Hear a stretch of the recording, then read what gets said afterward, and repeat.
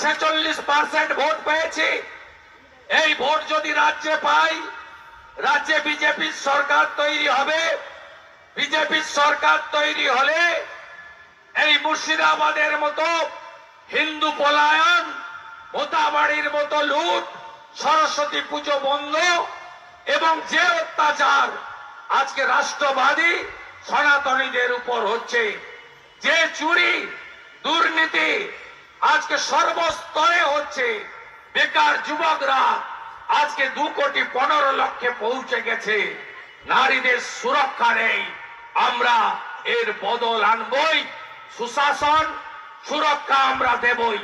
যোগীজির মতো সুশাসন সুরক্ষা, হেমন্ত বিশ্ব শর্মার মতো রোহিঙ্গাদের এই রাজ্যের বাইরে চুলের মুঠি ধরে বের করার কাজ করব, যা গুজরাটের বিজেপি সরকার করছে, মহারাষ্ট্রের বিজেপি সরকার করছে। এখানেও কমসে কম 1 কোটি রোহিঙ্গা মুসলমান ঢুকে বসে আছে। আমাদের জমি, রেশন, লাভ জেহাদ, ল্যান্ড জেহাদ, ভোট জেহাদ, আমাদের ভারতীয় সে হিন্দুই হোক মুসলমানই হোক তার অধিকার কেড়ে নিচ্ছে। পরিবর্তন করতে গেলে বিজেপিকে আনতে হবে।